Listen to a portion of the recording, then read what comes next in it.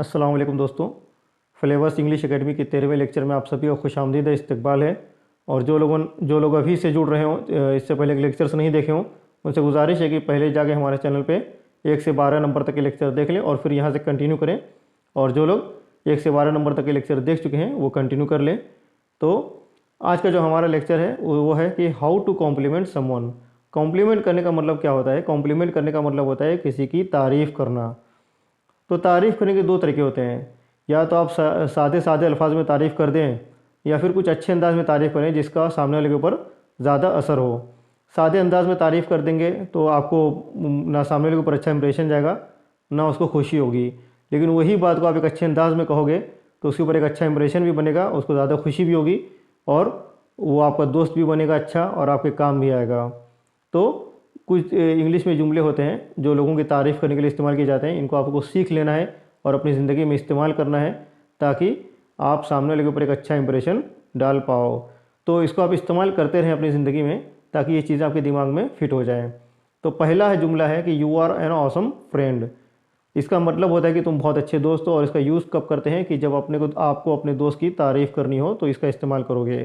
कब करोगे? ख़ास तौर से मतलब अगर एक एग्ज़ाम्पल ली जाए तो मान लीजिए कि आपको कुछ पैसों की ज़रूरत थी, कुछ काम अटका हुआ था, आपके किसी दोस्त ने आपको पैसे देके आपकी मदद कर दी, सही वक्त पे काम आ गया, तो आप उससे या तो कह दोगे, सिंपल कह दोगे कि भाई शुक्रिया, लेकिन ये चीज़ उतना असरअंदाज नहीं होगी।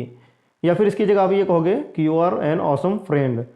तो आपको भी अच्छा लगेगा कि आपने उसका अच्छे तरीके से शुक्रिया अदा किया, आपके दोस्त को भी अच्छा लगेगा कि आपने उसकी वैल्यू समझी, उसके काम की वैल्यू समझी, और एक अच्छा इंप्रेशन भी बनेगा, दोस्ती भी मजबूत होगी। तो इसीलिए ये सब जुमलों को याद रखना बहुत ज़रूरी है। दूसरा है you are a gift to those around you. इसका मतलब होता है कि तुम अपने आसपास के लोगों के लिए एक तोहफ़ा हो। इसका इस्तेमाल कब करते हैं? कि जब कोई इंसान सबकी मदद करता हो या सबको खुश रखता हो, सबको साथ लेके चलता हो, तो ऐसे लोग के लिए, ऐसे इंसान के लिए कहते हैं कि you are a gift to those around you, क्योंकि वो अपने आसपास के लोगों का ख्याल रख रहा है। जैसे कोई इंसान है जो आपके साथ काम करता हो, आपके हर दुख सुख में साथ देता हो, आपकी मदद करता हो, आपको खुश रखता हो, उसके साथ बैठ के आपको अच्छा लगता हो। इसके लिए मदद करना भी ज़रूरी नहीं है। कोई इंसान ऐसा होता है जो हंसमुख होता है, बातूनी होता है, और अपने साथ बैठ के आपको उसके साथ जब बैठ जाते हो तो आपके गम भूल जाते हो। तो ऐसे इंसान को भी आप क्या कहोगे कि you are a gift to those around you. ठीक है। इसके बाद आता है तीसरा, you are a smart cookie. इसका मतलब होता है कि तुम बहुत चालाक हो। इसका इस्तेमाल कब करते हैं? जब किसी की अक्लमंदी की तारीफ़ करनी हो। ख़ास तौर से उस वक्त जब किसी ने कोई अक्लमंदी का फ़ैसला किया हो तो उस वक्त आप उसको कहोगे कि you are a smart cookie.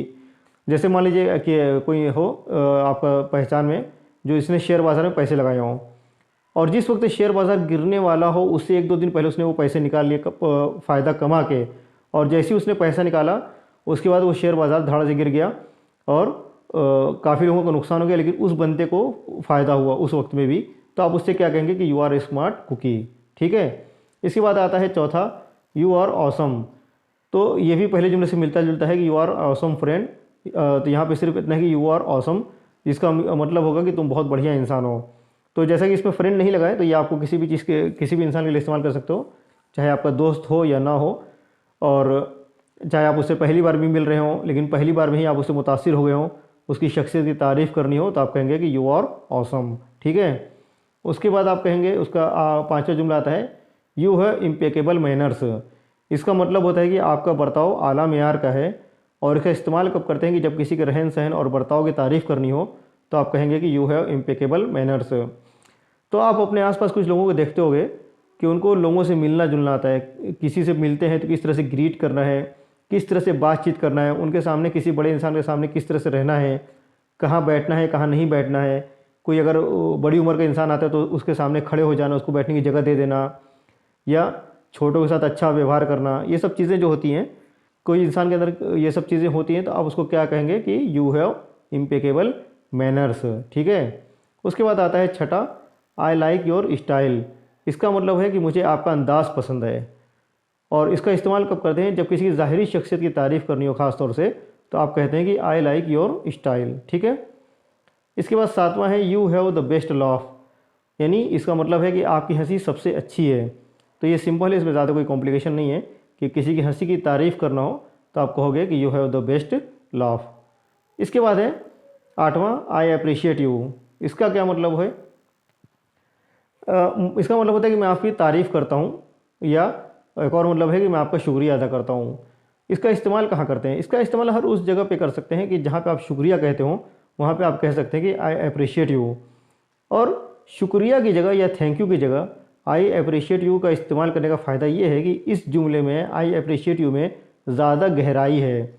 शुक्रिया एक सुपरफिशियल हो जाता है, हर आदमी कहता है, लेकिन जब आप उसकी जगह आप कहोगे कि आई अप्रिशिएट यू, तो सामने वाले के ऊपर ज़्यादा इम्पैक्ट करता है। उसको लगता है कि आप अपने दिल की गहराई से उसका शुक्रिया अदा कर रहे हैं। तो बजाय शुक्रिया कहने के या थैंक यू कहने के, आप कोशिश करें कि ज़्यादा से ज़्यादा वक्त में आप आई अप्रिशिएट यू का इस्तेमाल करें। ठीक है। इसके बाद आता है you are the most perfect you there is. इसका मतलब कि आप बिल्कुल परफेक्ट हो, आप बिल्कुल मुकम्मल हो, आप बिल्कुल बेहतर हो, आप जैसे भी हो। इसका ये मतलब होता है। अगर कोई इंसान ये सोचता है, दूसरों से अपने आप को कंपेयर करता है, अपना मुआवजना दूसरों से करता है, तो उसकी वजह से वो डिप्रेशन में जा रहा है, उसकी वजह से उसकी एहसास कमतरी में जाता है, तो आप उससे कहेंगे you are the most perfect you there is. यानी आप जिस हालत में हो, जैसे भी हो, आप सबसे बेहतर हो। आप अपनी कंडीशन में आप सबसे बेहतर हो। आपसे अच्छा आप दूसरा नहीं बन सकता था। आप समझ रहे हैं? इसको दूसरे से कंपेयर नहीं करना है।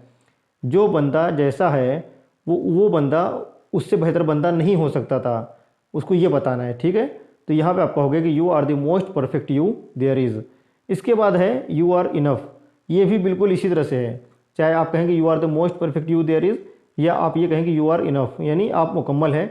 और इसका इस्तेमाल भी वही है कि आपको किसी दूसरे से अपने आप को कंपेयर करने की ज़रूरत नहीं है। आप जैसे हैं, जो हैं, आप सबसे बेहतर हैं। ठीक है। तो ये थे आज के 10 जुमले जो जिनका इस्तेमाल कॉम्प्लीमेंट के तौर पे किया जा सकता है। और इसके अलावा भी बहुत से जुमले आगे चल के आपको बताए जाएंगे। फ़िलहाल के लिए आप इन 10 जुमलों को एक्सरसाइज के तौर पे अपनी नोटबुक में लिख लें, और पूरा लिखने के बाद उसका एक एग्जाम्पल भी लिखते चले। जैसे मैंने कुछ एग्जाम्पल्स आपको बताएं कि कोई दोस्त आपकी पैसे से मदद करता है तो आप कहेंगे यू आर दे ऑसम। इस तरह के जुमले तो आप दसों के बारे में कुछ एग्जाम्पल के साथ में ये लिख लें, और इसको 3-4 बार पढ़ लें, और अपनी रियल लाइफ में, अपनी ज़िंदगी में इसको ज़्यादा से ज़्यादा इस्तेमाल करने की कोशिश करें। तो ये था आज का लेक्चर। अगर कोई चीज़ नहीं समझ में आ रही हो तो आप व्हाट्सएप ग्रुप पे पूछ सकते हैं, और अगले लेक्चर मिलेंगे। तब तक के लिए शुक्रिया। अल्लाह हाफिज़।